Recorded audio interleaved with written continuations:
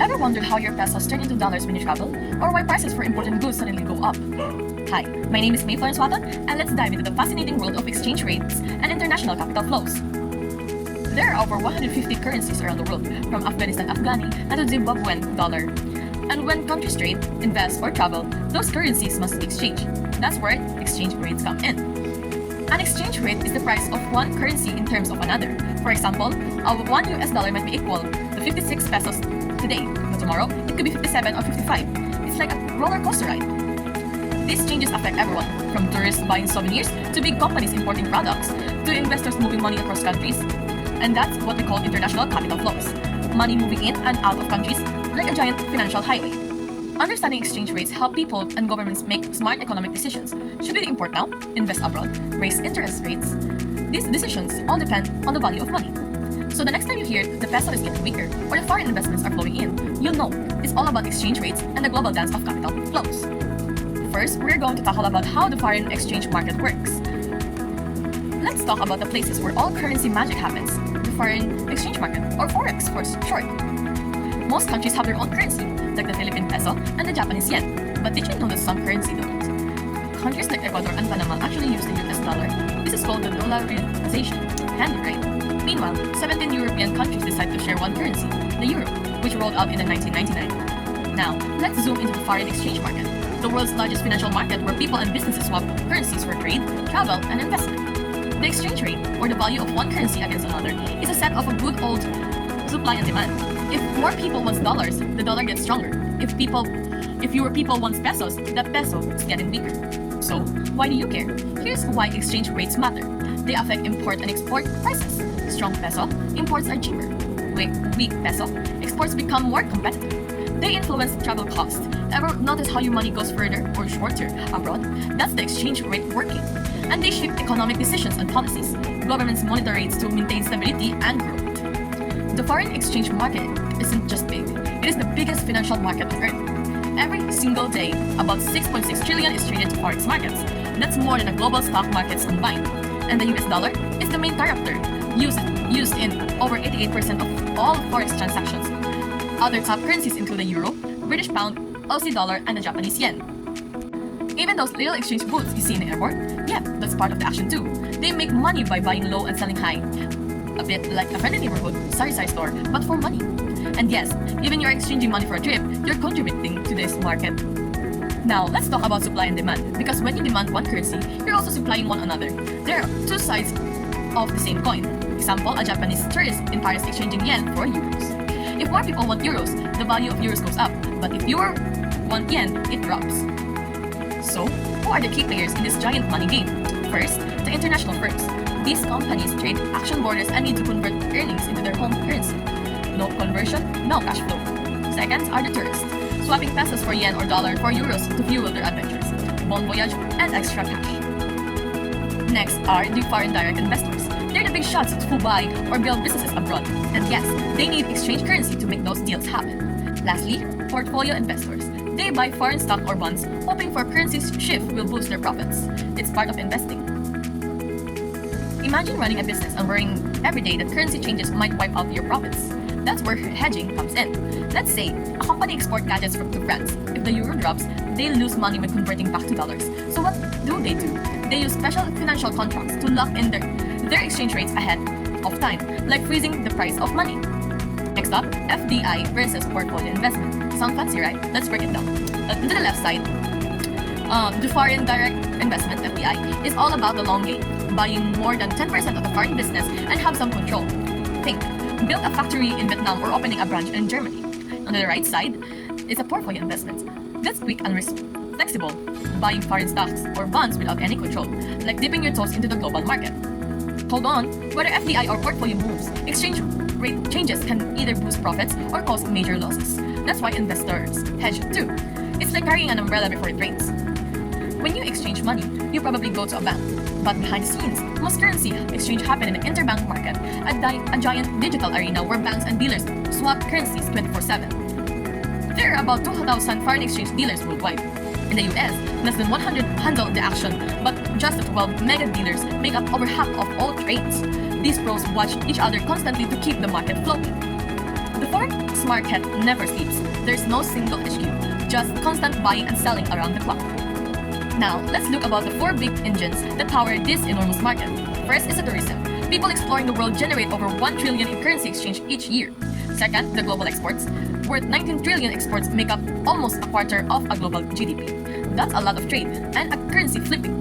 Next is the foreign direct investment or FDI, with 870 billion invested in 2021 alone. Companies expand globally and need a foreign cash to do it. Lastly, portfolio investment, the biggest player.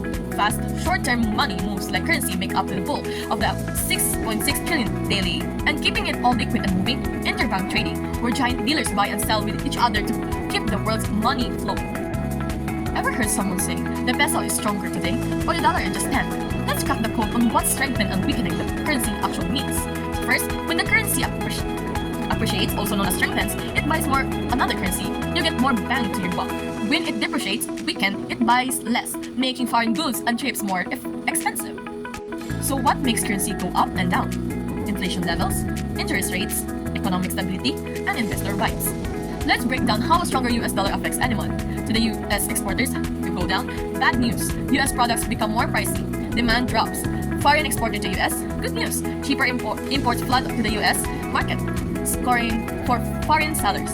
US tourists abroad, happy days, you'll be living like a king. Foreign tourists into the US, ouch, visiting the US just got expensive. US investors abroad, sad wallet, foreign earnings shrink when converting back to the stronger dollar. Foreign investor to the US, cha-ching. Investments look juicy when they convert profits back into their own currency.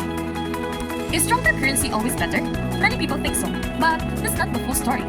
A stronger US dollar means cheaper imports, better deals for American tourists, higher foreign investment returns. But it also means US exports cost more abroad, foreign tourists avoid the US investors can earn less overseas. It's a trade-off. Some group wins, some other loses. A stronger dollar isn't better, it's just worked differently across the economy. Now, let's zoom into the foreign exchange market. Exchange rates are just like prices. They are set by demand and supply. Firms, tourists, and investors exchange money through banks and major dealers. More demand, currency goes up. More supply, currency weakens. But here's the twist. Expectations drive demand and supply too. Expected appreciation, people rush to buy currency is equals to value rises. Expect depreciation, people sell is equals to value fall. This can create a self-reinforcing cycle where early movements trigger even more buying or selling. It's psychology meets economics. Third factor, interest rates. Countries offering higher returns attract foreign capital. More investors is equals to more demand of currency is equals to appreciation. Central banks play a role too. They can raise rates to strengthen the currency or lower them to encourage exports. And don't forget inflation. The higher the inflation, the currency loses value. Investors dump it, supply rises, demand drops, boom, depreciation. So low and stable inflation, that's a sweet spot for a stronger and stable currency. Okay, for the next topic, purchasing power parity or PPP is an economic theory that compares the value of currencies based on what they can buy in their own countries. In simple terms, PPP says that a basket of goods should cost the same in different countries when prices are converted using exchange rates. For example, if a burger costs $5 in the US and the same burger costs 250 pesos in the Philippines, then the PPP exchange rate is $5 equals to 250 pesos. Arbitrage is when you buy something cheap in one place and sell it at a higher place in another place to make a profit. For example, you have $1,000 at an exchange rate of 56 pesos equals to $1, so you pay $56,000. Then you sell the $1,000 in a place where the rate is 57 pesos equals to $1, and you get 57 pesos. Your profit is 1,000 pesos without any risk. For the next slide, we have the macroeconomics effects of exchange rate. The central bank, like the Bangko Sentral ng Pilipinas, monitors the exchange rate because it has a big effect on the country's economy. So why is the exchange rate important? Okay, one, when the exchange rate changes, goes up or down, it affects how much people and businesses spend. Example, if the peso becomes weaker, imported goods become more expensive, so people may buy less. Frequent changes in the exchange rate can cause problems in international trade, or countries may trade less or stop buying from each other. The banking system, banks may lose money or face risk. In short, a stable exchange rate helps keep the economy strong and international trade running smooth. Next is we have fluctuation in exchange rates. What do you mean by this? Fluctuations in exchange rate are those temporary changes in how much one currency is worth compared to another. These changes can happen in a short time, like days or weeks, and are often due to news, economic events, or market reactions. An example is when a natural disaster like a typhoon hits a country. If it affects the economy, the currency might quickly lose value for a short time, but once the situation stabilizes, the currency's value can bounce back. So as you can see, exchange rate risk means the bank lost money because the value of the bank went down compared to the US dollar. At first, $1 is equal to 40 baht, but later it became $1 equals to 50 baht. So when the bank converted back to dollars, it got less dollars than expected. Even though the loan bank earned interest, the weaker bank caused a loss when converting back to dollars. In short, the bank lost $202 because the bank became weaker in the global market. This regime determines how a country's currency's value is set in relation to others. The choice of system influences trade, inflation, and economy policy. We have four main types of exchange rate systems, along with a brief explanation and examples. 1. Floating exchange rates. This system allows the currency's value to be determined entirely by the market forces, specifically the supply and demand for foreign exchange.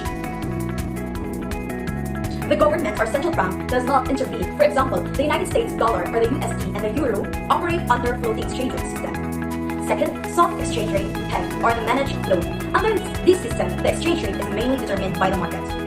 And lastly, 4. The merging currencies. This occurs when a country adopts another country's currencies as its legal lender, completely giving up its own. This provides exchange rate stability and economic integration. Example, Ecuador has adopted the US dollar as its official currency since year 2000. Peg and hard peg. So what does two differ? Soft peg. A soft peg is when a country mostly lets the market decide the exchange rate, but steps in to control if it changes too fast. The central bank may buy or sell currencies to stabilize it. Like for example, in the Philippines, pesos falling quickly against the US dollar. The bank central might sell US dollars and buy pesos to stop the drop. And we can talk about hard peg. A hard peg is when a country fixes its exchange rate to another currency and keeps it steady no matter what. It doesn't allow much movement. For example, Hong Kong has a hard peg to the US dollar at around 7.8 HGB equals to 1 USD. The central bank always keeps it close to this rate. Buying stocks or bonds in another country and direct investment, like building a factory or opening a business abroad. These flows can boost a country's economy, create jobs, and increase productivity, but they can also lead to instability if money quickly tears or leaves the country. Third, we have the Tobin taxes. Tobin taxes are small taxes imposed on international capital flows. The idea proposed by economist James Tobin is to reduce shorter currency speculation and promote more stable investment. By making it slightly more expensive to countries, Tobin taxes aim to protect economies, especially developing ones, from financial shocks.